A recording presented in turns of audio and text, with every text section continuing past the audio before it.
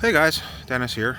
Today I'm going to deviate a little bit from the amateur radio stuff, and I wanted to show you what I needed to do to get my furnace in my Jayco JayFlight 264BHW to work again.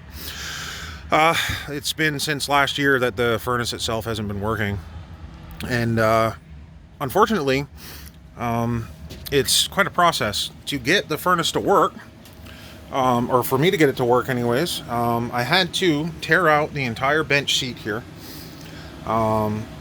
and also take the two mounts, or the two vents, off the wall, undo the aluminum tape, and then take the box here, which generally sits on top of the furnace, to simply get at this little tiny reset switch.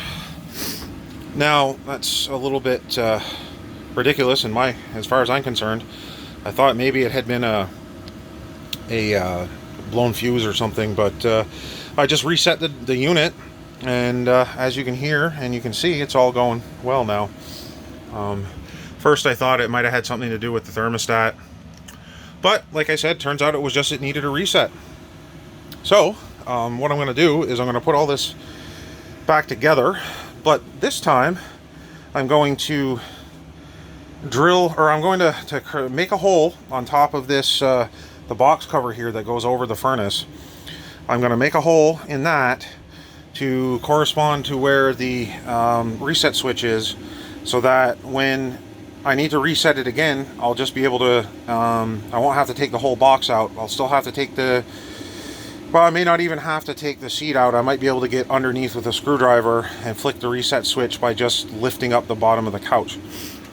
So we're going to do that, and then we're going to put it all back together, and we should be good.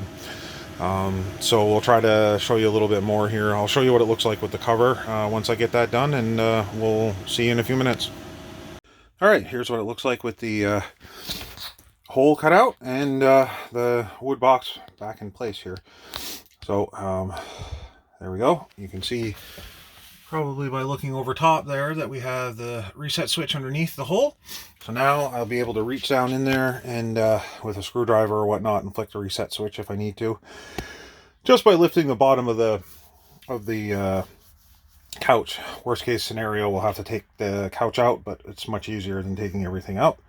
So now we just got to go ahead and install the rest. The wooden divider that goes here with the small cover thing that goes, I guess I'm assuming it's to protect things from getting down right on top of the box of for the furnace, from things falling behind or whatnot. But it's not going to really make much difference whether it's there or not, but we'll put it back just because it was. And then we'll also have to reinstall the vent covers, and luckily I have a whole bunch of aluminum tape kicking around, so we'll do that back up the way it was, and then we'll put the seat back in place. Oh, we're doing pretty good now. We have the sidewall here, divider sidewall put in place. Both the main area vent and duct and the bedroom duct are all put in place, taped up, good to go. It's still running. You can probably hear it in the background there. And and she just shut off. Good. And so now we just have to put the couch back, and then that'll be that, and hopefully we won't have to mess with the reset switch. Well, there you have it. Couch is back in place. Everything's where it should be, albeit a little bit dirty, but I did take the shop vac underneath and clean up the dust and grime that was underneath the couch, and a little bit around the couch too. But anyways, hopefully we'll be able to get some use out of this summer. Not sure what's going to happen with all the coronavirus COVID-19 stuff, so we'll see. All right, thanks for watching. Bye.